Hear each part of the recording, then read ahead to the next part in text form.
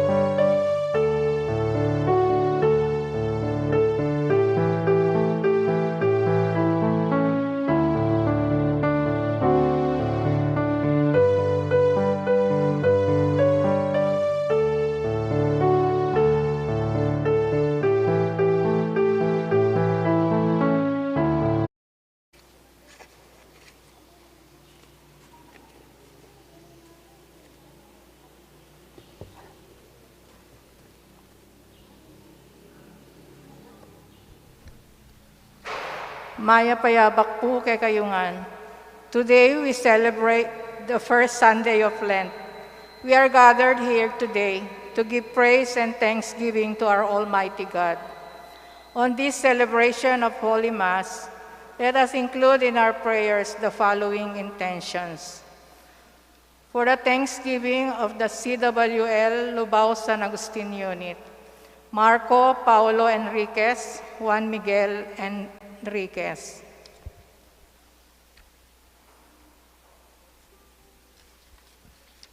For the birthday blessings of Aris Samia.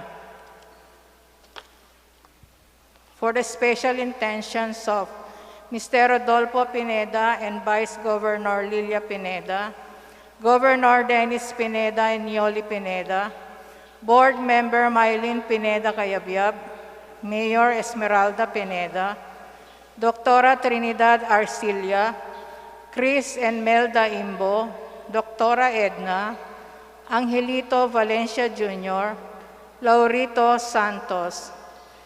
For the fast recovery of Senate Sinberg, Bernadette Bantinglim, Maria Cristina Aromin, Rolando Poblete, Sheila Flores, Sheila Angelica Flores, Roxel Fritz Flores, Adela Sampang, Sita Santos, Among Seto, Elvira Ver, Joel Guanlao, Danilo Jasmine and Joy Lim, Leonor Dison, Benita Cabiling, Consuelo Mendoza, Dr. Edgar Lacanlali, Jaja Vansil, Ray Allen de Villa, Armando Alfonso, Dinya Aquino, Armando Alfaro, Kevin Reed Taloma, John Miller, Lily De Borja. Let us also include in our prayers the soul of our dearly departed loved ones, especially the soul of Emigdio Lingad, Ernesto Tamayo, Norberto Miguel, Erlinda Dakis, Ludovico Lazarte, Eugene Vitug, Victoria Datu, Evelyn Lerit, Antonio de Guzman, Fernando Arcilla, Emiliano Sr. at Eustaquia, Leonardo Heriberto at Esteban, Juan Angela at Arlene, Jose Nelson Morales, Graciano Abuan, and all the poor souls in purgatory. Let's all stand.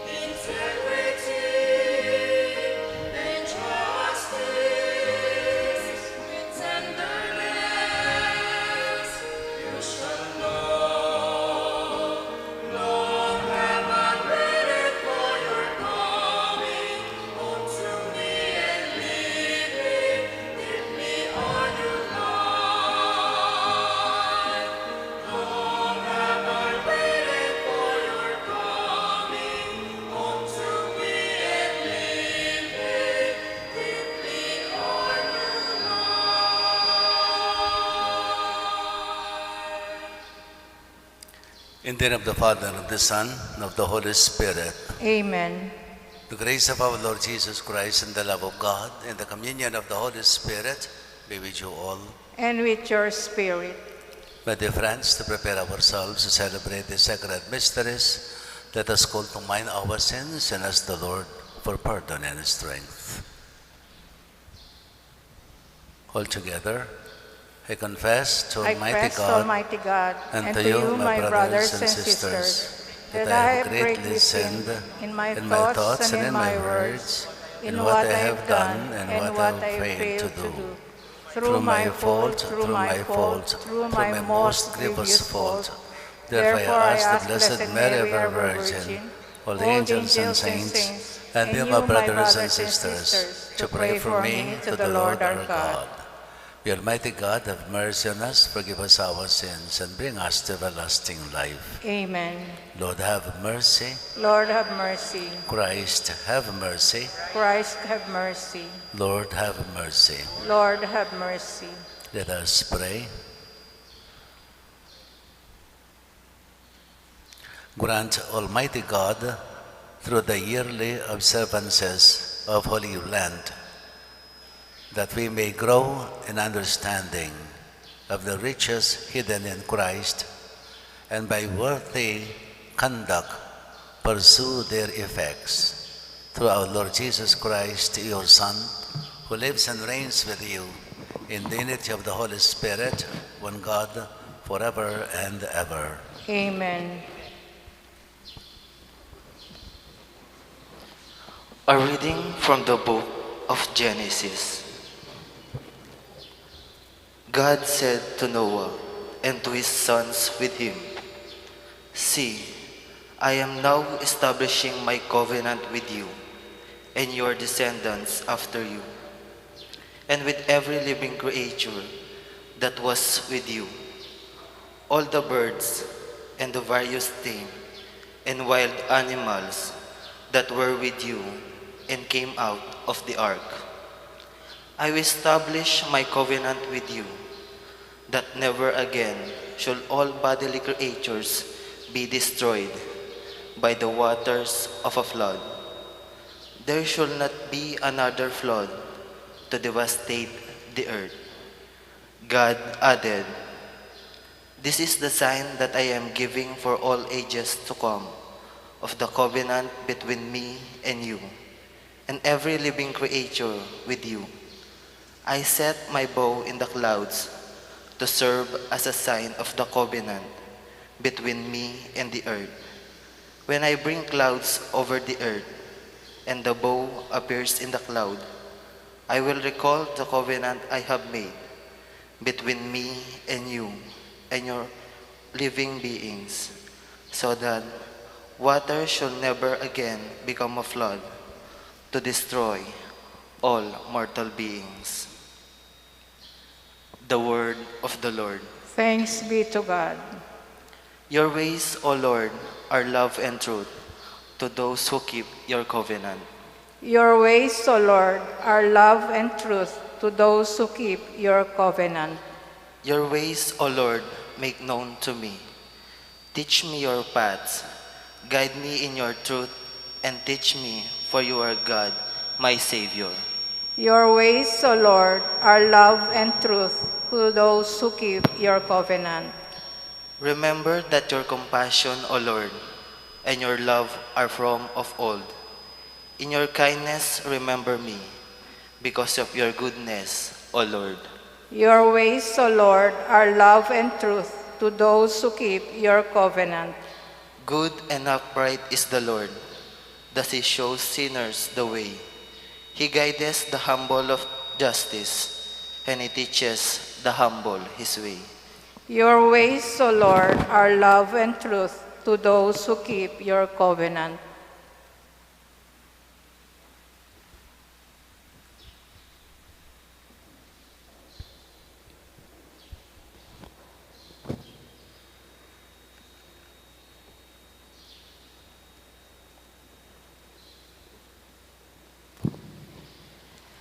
A reading from the first letter of Saint Peter.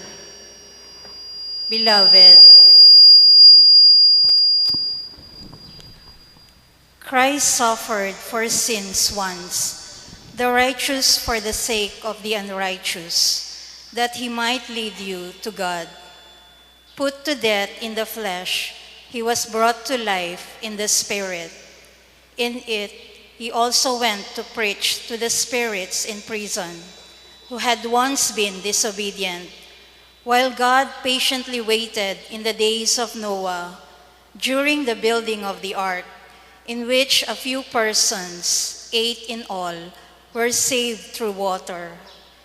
This prefigured baptism, which saves you now.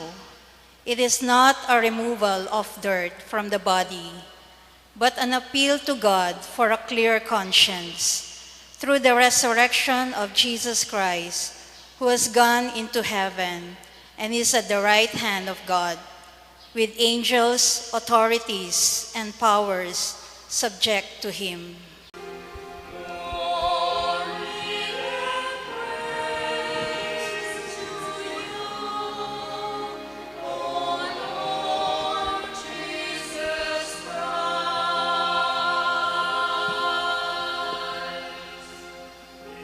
One does not live on bread alone, but on every word that comes forth from the mouth of God.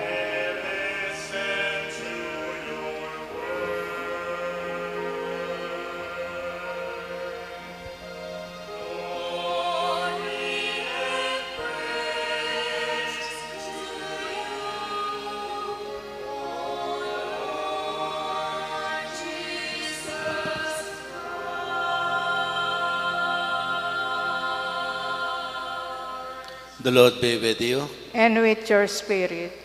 A proclamation from the Holy Gospel according to Mark. Glory to you, O Lord.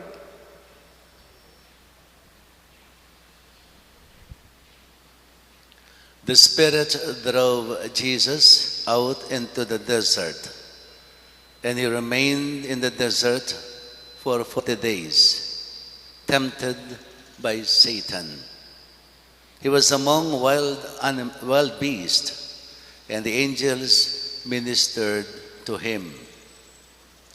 After John had been arrested, Jesus came to Galilee, proclaiming the gospel of God.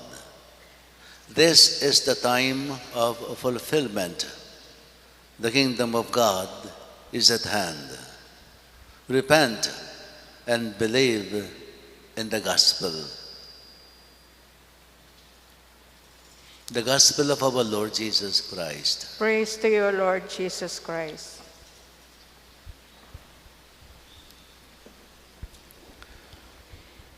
When I was still in the seminary, I was assigned at the Beloved Prison together with my fellow seminarians as our apostolate.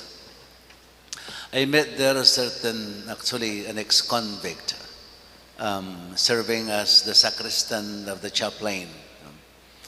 After a couple of meetings with him, until grade, I think I finished elementary. He finished elementary school. And then, nagsimula na magtrabaho. Dahil sa kahirapan, yun ang naging karanasan niya, labas-pasok sa bilangguan. If you still remember the city jail then, the city jail was actually a place where teenage or juvenile, what do you call this? Yung mga kabataang mga juvenile criminals, no? May mga criminal offense ang nakakapasok sa city jail. Kaya there was then a popular movie entitled Ang Batang City Jail. Precisely because most of them are yung mga teenagers, no? Ranging from, I think, 17 hanggang 20 years old. Ang binibilang. There was a change of management in the Beloved Prison. The director was assigned then, was very charismatic. Is a practicing Catholic. Pinapractice niya ang kanyang pananampalataya and very strong ang kanyang desire to transform these yung mga inmates, mga bilanggo, mga prisoners. No? And at the same time, ang naging chaplain nila, very zealous din siya sa kanyang trabaho. How they could help these prisoners. No? According to this director, to his knowledge, no, you can only transform a criminal mind or even a drug addict, not by anything else, but only by spiritual conversion, spiritual transformation. Yun ang kanyang kaalaman. So, he obliged yung mga prisoners, no, to attend Mass every Sunday. And those who are not Catholics, they are obliged to attend the services of their respective religion or faith. So, yun ang ginawa niya, no. Ang sacristan na ito, at first, together with this inmate, kasi dala-dalawa sila sa bawat selda, no? Double deck yan, no? At first, sabi niya, they don't mind yung misa, just for the heck of it, because they were obliged, no? So they are not interested, actually.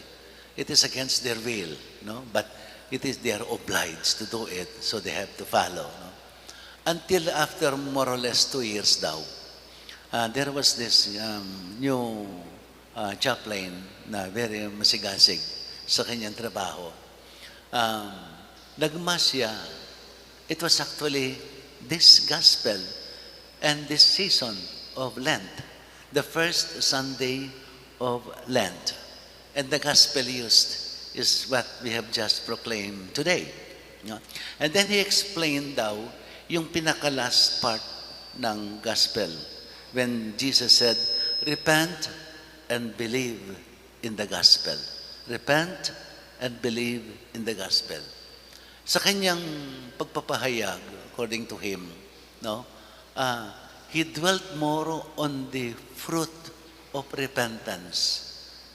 When you repent And when you believe in the gospel, believing in the gospel is believing in Jesus. The good news actually is Jesus himself, no?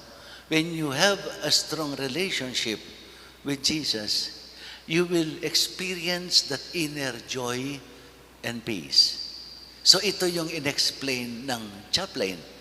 When you offer yourself to Jesus, you will experience that inner peace and joy in the midst of troubles, in the midst of violence, in the midst of sufferings.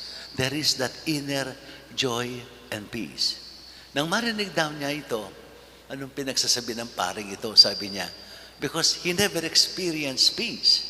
He never experienced joy in his life. Ang sabi niya, because laging nasa trouble siya. Walang kabuluhan, sabi niya.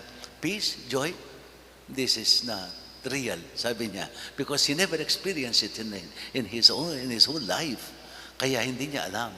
But then he said, ng gabing yon, he was thinking about peace and joy. Na ano siya, na-touch siya. Ano kaya ito? At sino ba si Jesus? Because he knows nothing about Jesus. Wala siyang kaalam-alam. Because he was never interested in his faith. No? Sino ito? How can I experience this peace and joy? How can I be related with this person called Jesus? Yun ang naglalaro sa kanyang kaisipan. Until there was an inner desire, a great desire for him to talk to this Jesus, to pray. But he doesn't know how to pray. He doesn't know how to pray. No? Kaya sabi niya, how will I pray? I don't know how to pray. But that desire to communicate with this Jesus, it was so strong. It was so strong. So he looked at his companion, nakita niya, tulog, sarap ng tulog, and then he knelt down. He knelt down. And then he started praying, supposed to be praying. The first thing he did, he said, he recalled all the crimes that he has committed. Lahat ng kaya niyang maalala. Yun lang ang pumasok sa isip niya. Kaya yun ang in-entertain niya. Ano bang naging crimes niya since he was the first time he committed a petty crime when he was 12 years old. Na bilanggo siya ng 2 araw yata. Kasi dahil bata siya, nilabas. Dinala sa, what do you call this? Sa DSWD, no? Yun. No? And then, labas-pasok. And nagkaroon pa siya ng isang crime na mabigat, rape, nag-rape siya. And he was able to, nalusutan niya yun, no? And then, as he was trying to recall those moments, ang nangyari daw sa kanya, yung mga biktima na nabiktima niya, he felt the pain that they suffered because of him. Yung hirap na naranasan ng mga naging biktima niya, para bang nararanasan niya. Hanggang sa dumating sa puntong, yun na nga yung rape, yung babaeng ni-rape niya. Yung nangyari sa taong yun, sa batang yun, naramdaman niya yung pain. And then yung last case nga niya, robbery with murder, no? Naisip niya yung mga taong natira, naging biktima niya. And the pain that they suffered, as though he suffered upon himself, yung suffering ng kanyang naging victims. And he was so sorrowful, with a contrite heart, no? Napaiyak ako, sabi niya. First time in my life na umiyak ako. First time in my life na umiyak talaga ako. Kasi, kalus na siya. Kalus na sa damdamin. Hindi siya marunong umiyak. Kalus na siya. Nung kayang Kapampangan ng Hausta kasi kanta, nakaligwan kayo. Anyway, matigas na siya. No? Hindi siya umiyak. So, first time na umiyak siya, sabi niya. And then, sabi niya, nang maranasan ko yon, no? Yung hirap, nararanasan ng aking mga naging biktima. I was so sad, sana. It was so painful to me, and I cried. But then he said, how can I be forgiven? Mapapatawad pa kaya ako? Sabi nila, si Jesus daw is merciful. Ha? Mapagpatawad. Patatawarin pa kaya ako? Yun daw ang tanong niya, mapapatawad pa ba ako? And then he started he directed his prayer or his soliloquy to Jesus. Hindi kita kilala, sabi raw. Hindi kita kilala. First time sa buhay ko na pumasok ka sa aking isip. The first time in my life that you entered unto me. I do not know you. While I was meditating upon this or thinking about this, sabi niya, I felt joy. Huh? I felt joy and peace in my heart. Na? Never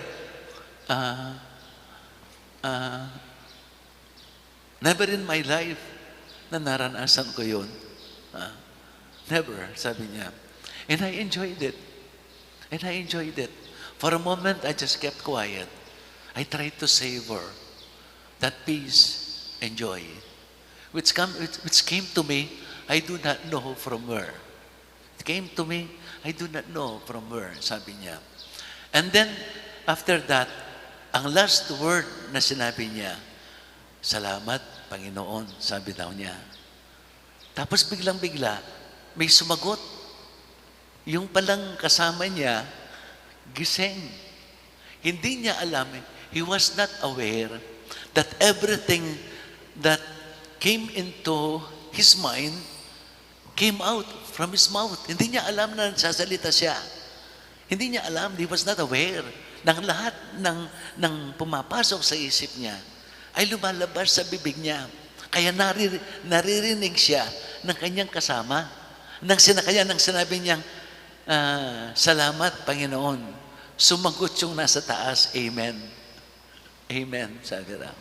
Yung pala, siya rin, habang itong taong ito, yung ex-convict na ito, nagsasalita, nakikinig, at siya rin, nakikinig, at siya rin ay sinusuri ang kanyang sarili. No? He was also talking, he was also praying at the same time. Kaya nang malaman niya, nagkwentuhan sila. And then made the covenant, kasunduan. No? Sabi niya, from this day on, sabi niya, we'll try to be better person.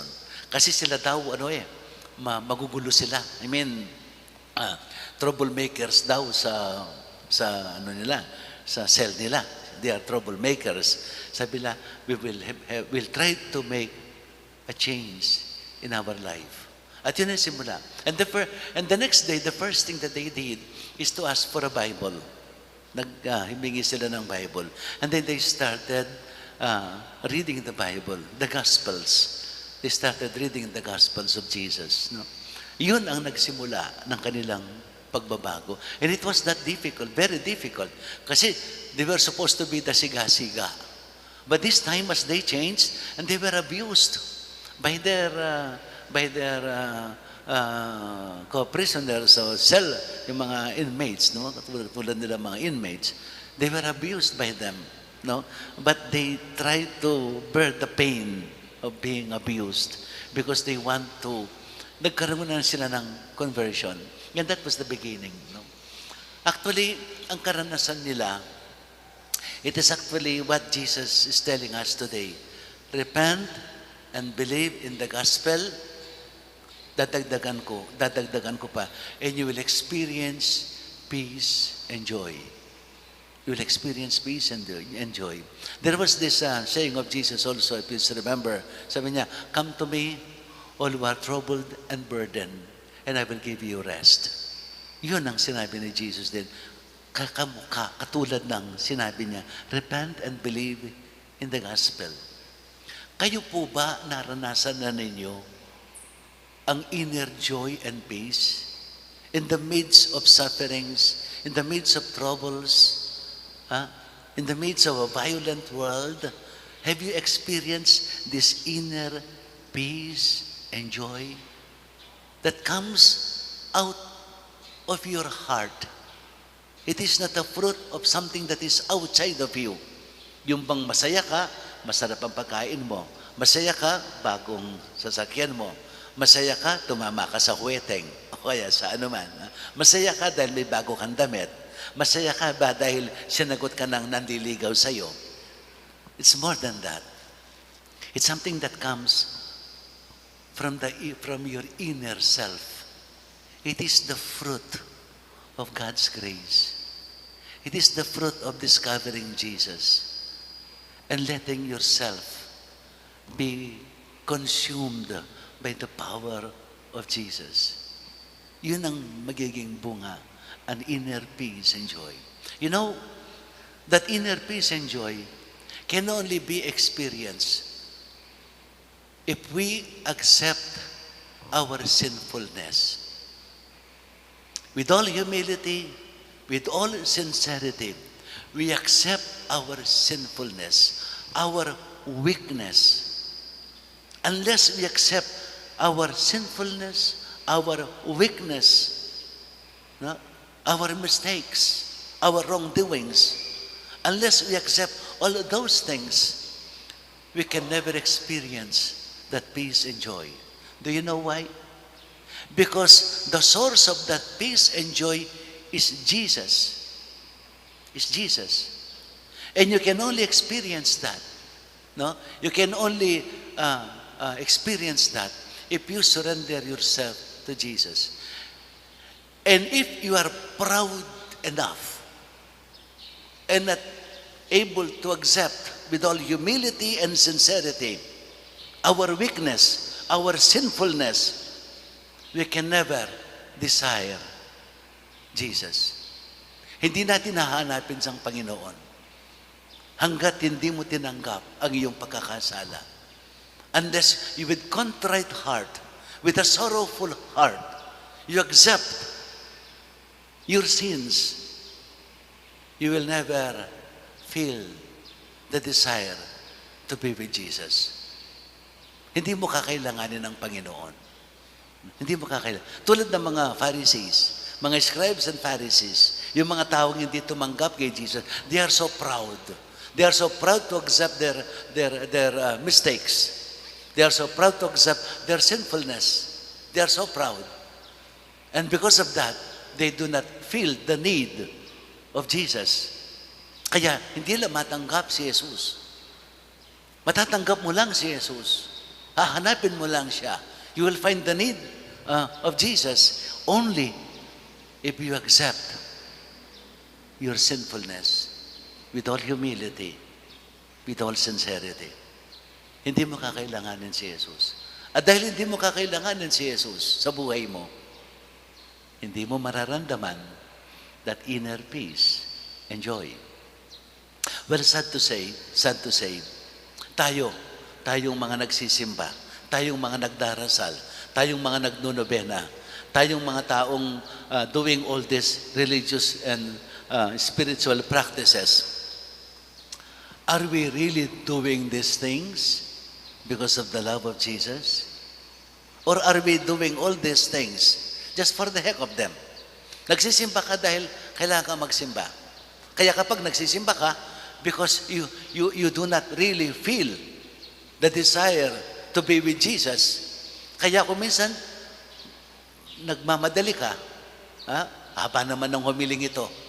Something like that, no? You say, the homily is too long simply because your love for the Lord is too short.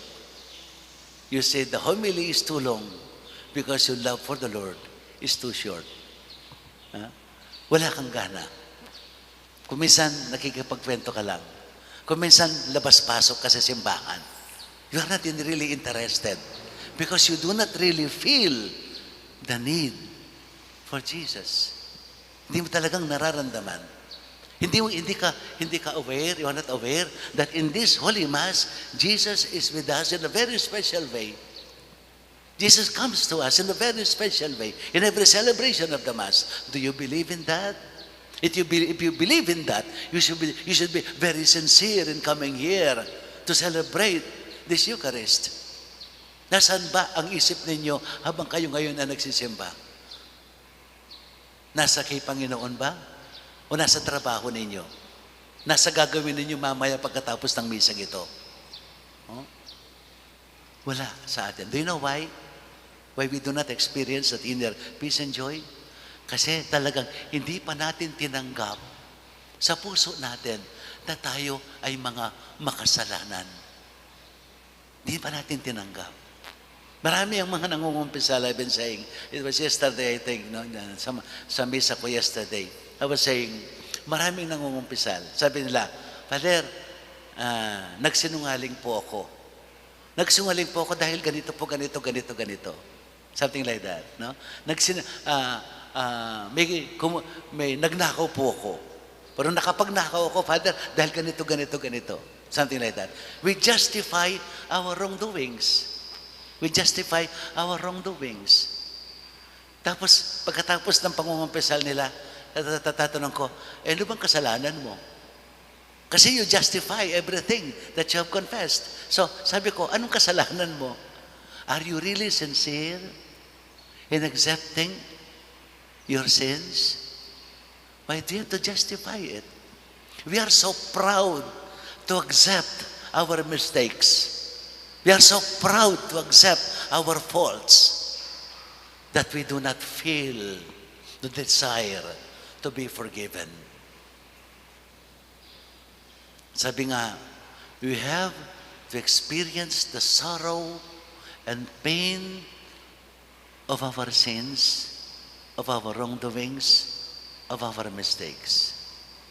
Because it is only then that we can experience the peace and joy, the fruit of God's forgiveness. You can never be forgiven if we are not sincere in our confession.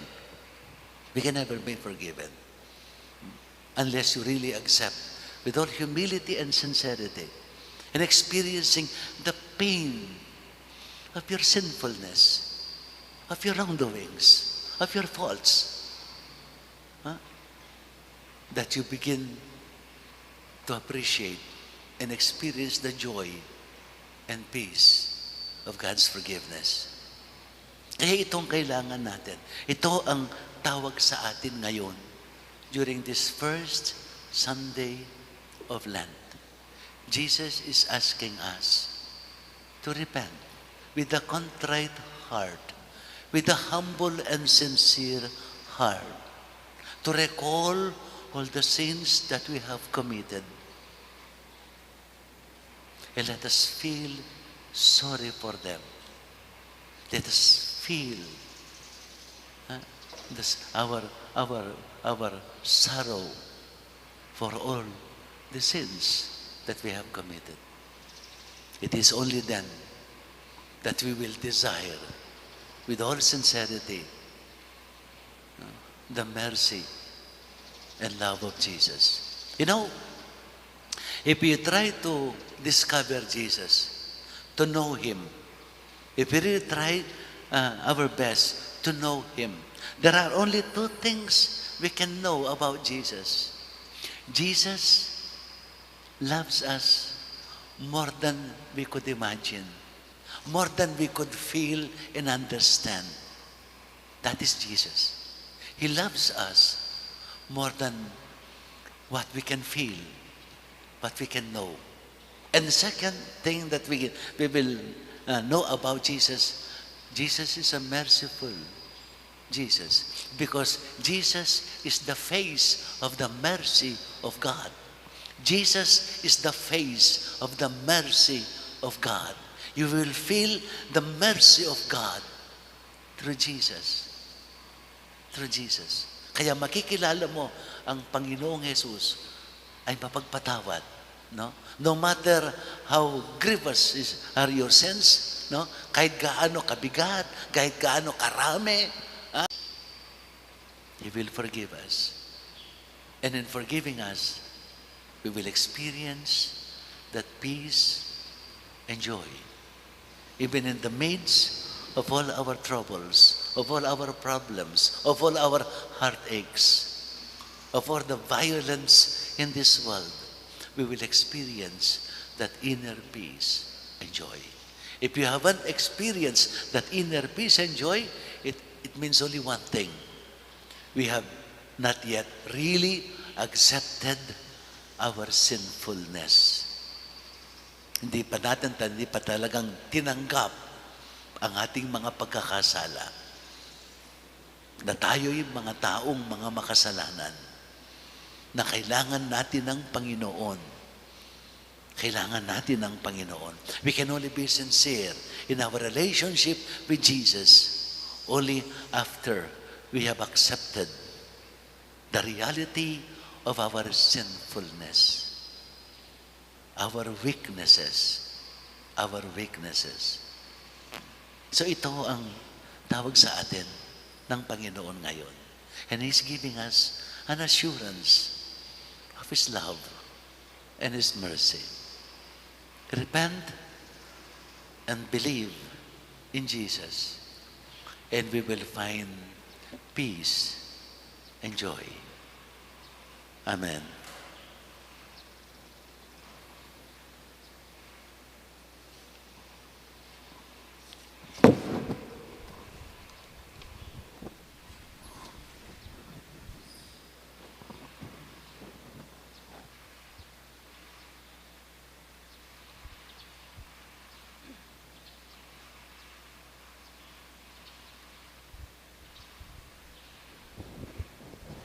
Please stand.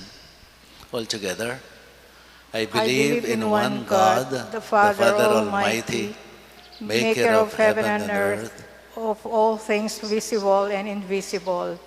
I believe in one Lord Jesus Christ, the only begotten Son of God, born of the Father before all ages, God from God, light from light, true God from true God, begotten, not made, consubstantial with the Father. Through Him all things were made. For us men and for our salvation, He came down from heaven, and by the Holy Spirit was incarnate of the Virgin Mary and became man. For our sake He was crucified under Pontius Pilate. He suffered death and was buried, and rose again on the third day, in accordance with the Scriptures. He ascended into heaven, and is seated at the right hand of the Father. He will come again in glory to judge the living and the dead, and His kingdom will have no end. I believe in the Holy Spirit, the Lord, the giver of life, who proceeds from the Father and the Son, who with the Father and the Son is adored and glorified, who has spoken through the prophets. I believe in one holy, Catholic, and Apostolic Church. I confess one baptism for the forgiveness of sins, and I look forward to the resurrection of the dead and the life of the world to come. Amen. Next time, you put off your microphone, commentator, so that the congregation will be the one to pray as a community. Ne?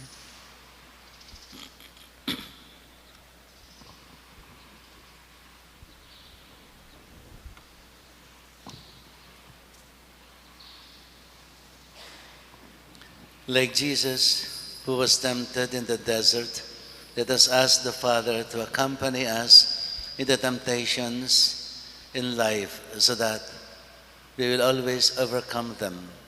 In a special way, we lift up to God the needs and petitions of Filipino migrants everywhere. With confidence in His grace, we pray. Listen to our prayer, O Lord. Listen to our prayer, O Lord.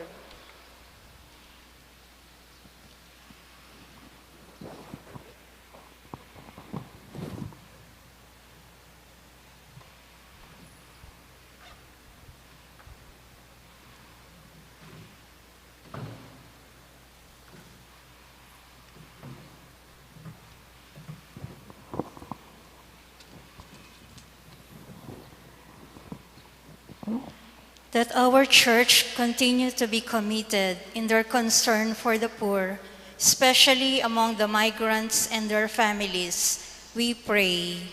Listen to our prayer, O Lord. That our civil leaders do their best to serve the people entrusted to them, mindful also of their responsibility to take care of the migrants and their families, we pray. Listen to our prayer, O Lord. That overseas Filipino workers be continually accompanied by God as they work and live in foreign lands, especially in moments of temptation, to abandon their religious and cultural values, we pray. Listen to our prayer, O Lord. That the young lessen the burden of age carried by the elderly and bring them joy by their respect, care, patience, and love, we pray. Listen to our prayer, O Lord. That grieving families left behind by the demise of overseas workers find comfort in the assurance that their loved ones are now peacefully in God's kingdom, we pray. Listen to our prayer, O Lord. Let us pray for the urgent concerns of our community and our personal intentions. We pray. Listen to our prayer, O Lord. Almighty Father, may you pour upon us all the graces we most need, especially for our migrant brothers and sisters who continue to seek your comfort and love. We ask this through Christ our Lord. Amen.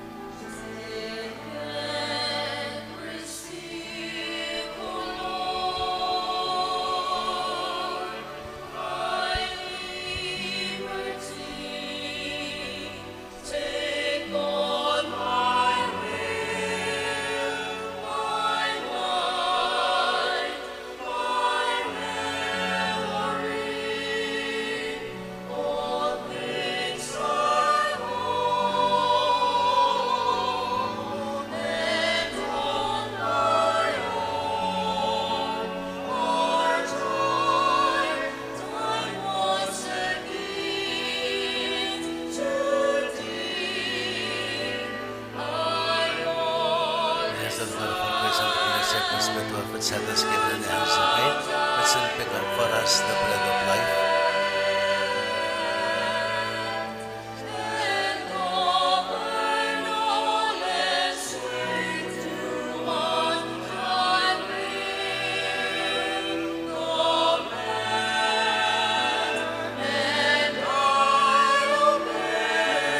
Blessed Lord God, for grace and goodness, help us to offer the divine word, and that shall become for us a spiritual drink.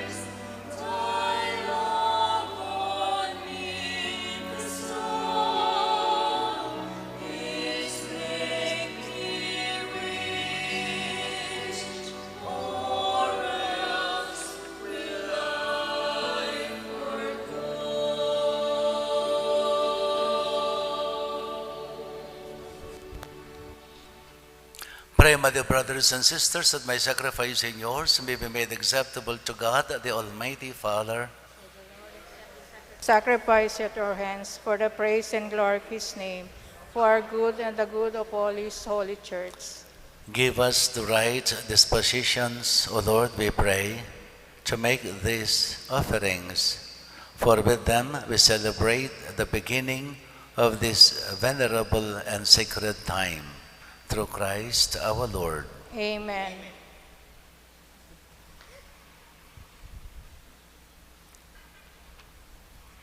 The Lord be with you.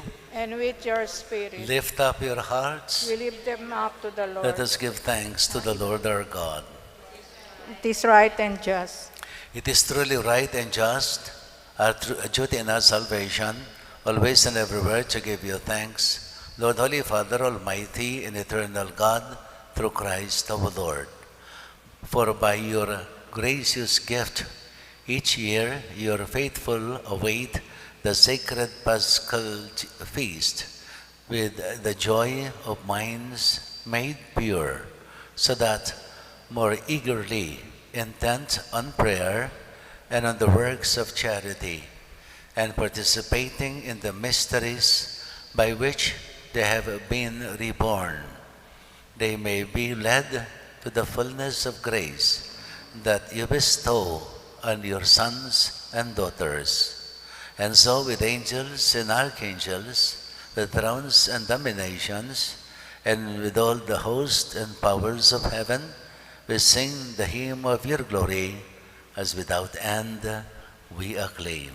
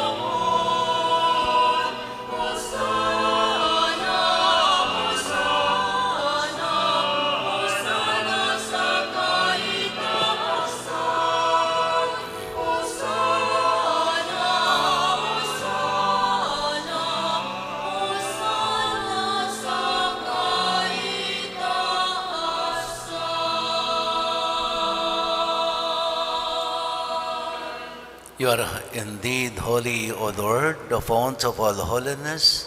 Make holy, therefore, these gifts, we pray, by setting down your Spirit upon them like the dewfall, so that they may become for us the body and blood of our Lord Jesus Christ. At the time he was betrayed and entered willingly into his passion, he took bread, giving thanks, broke it, and gave it to his disciples, saying, "Take this, all of you, and eat of it, for this is my body, which will be given up for you."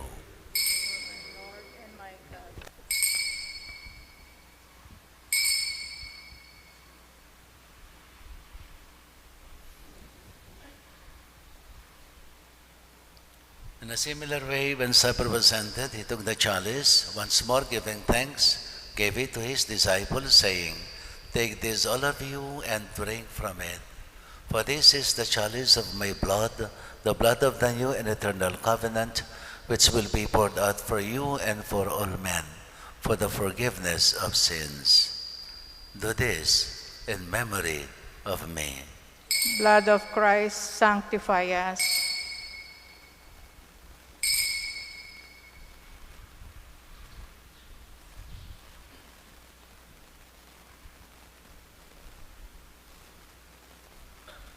The mystery of our faith.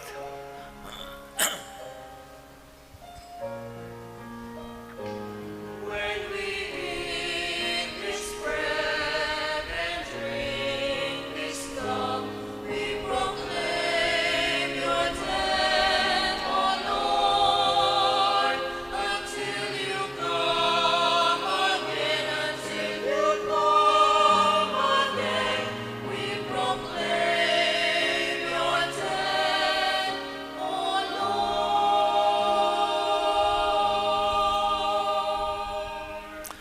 Therefore, as we celebrate the memorial of his death and resurrection, we offer you, Lord, the bread of life and the chalice of salvation, giving thanks that you have held us worthy to be in your presence and minister to you. Humbly we pray that partaking of the body and blood of Christ, we may be gathered into one by the Holy Spirit. Remember, Lord, your church spread throughout the world, and bring her to the fullness of charity, together with Francis, our Pope, Florentino, our Archbishop, Laudemir, our co-pastors, and all the clergy. Remember also our brothers and sisters who have fallen asleep in the hope of the resurrection, and all who have died in your mercy. Welcome them into the light of your face.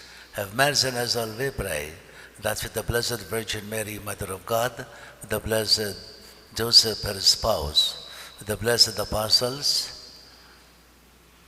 St. Augustine, our patron saints, and all the saints who have pleased you throughout the ages, we may merit to be co-heirs to eternal life, and may praise and glorify you through your Son, Jesus Christ.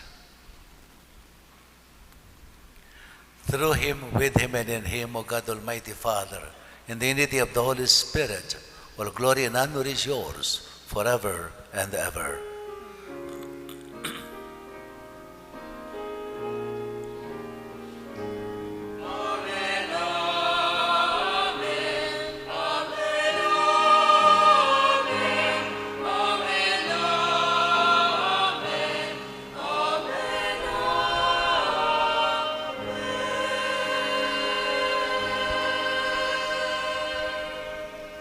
At the Savior's command, informed by divine teaching, we dare to sing the prayer Jesus taught us.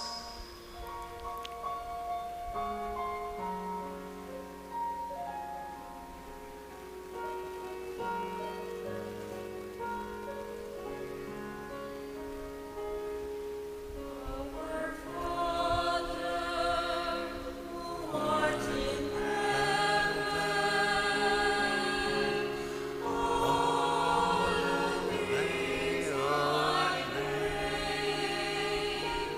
Thy kingdom come, thy will be done on earth as it is in heaven.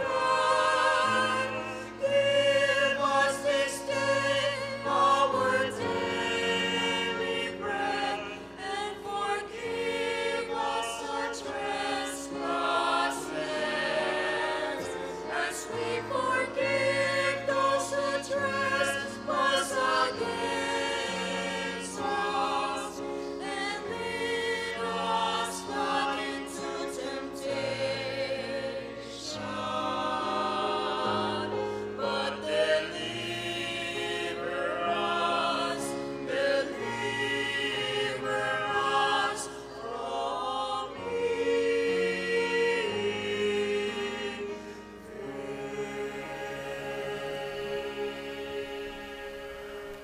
Deliver us, Lord, we pray, from every evil. Graciously grant us peace in our days, that by the help of your mercy we may be always free from sin and safe from all distress, as we await the blessed hope and the coming of our Savior, Jesus Christ. For the kingdom, the power, and the glory are yours, now and forever.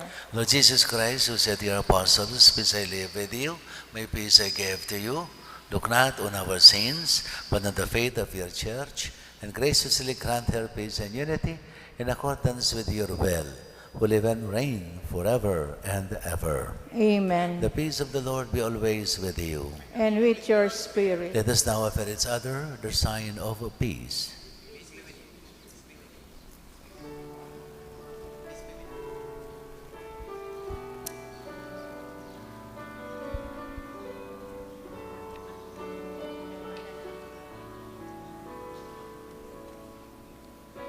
Cordero ng Diyos na nagalis ng mga kasalanan ng sanlibutan.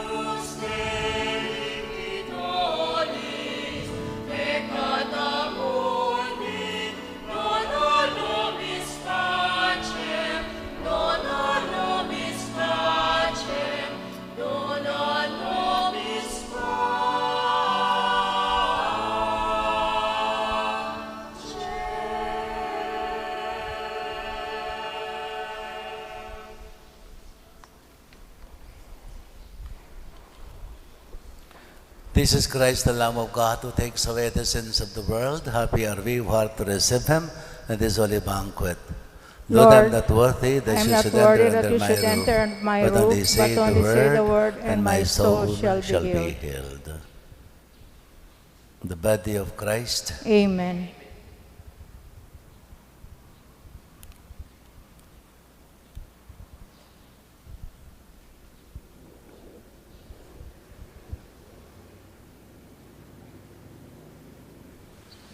Panalangin para king pamananggap king espiritual at pamakinabang.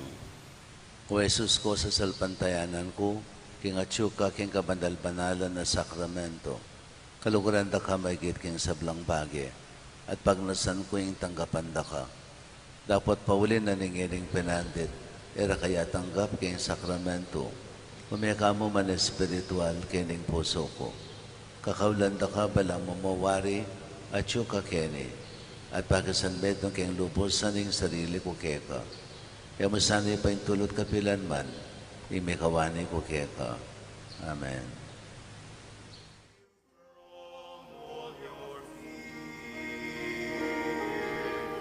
You will hear my voice. I claim you as my choice. Be still and know I am here. I am forlorn, my hopes.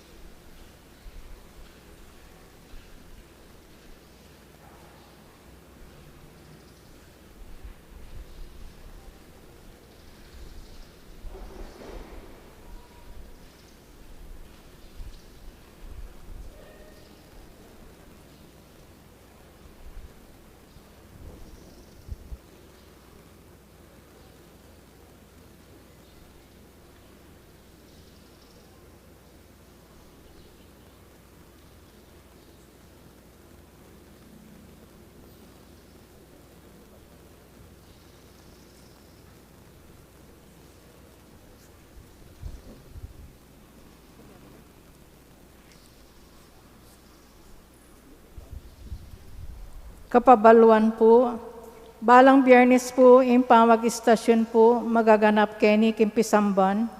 Ing oras po ng istasyon, alas 4 ng panapon. Ating misa, tamo po, alas 5 ng panapon.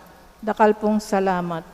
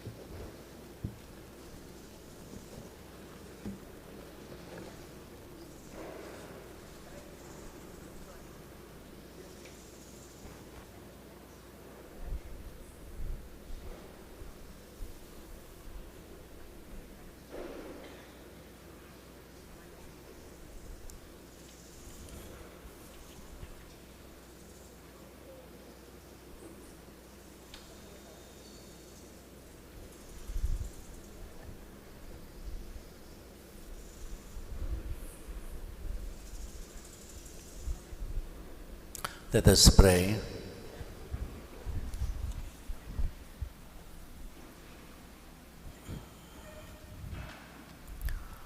May bountiful blessing, O Lord, we pray, come down upon your people, that hope may grow in tribulation, virtue be strengthened in temptation, and eternal redemption be assured through Christ our Lord. Amen.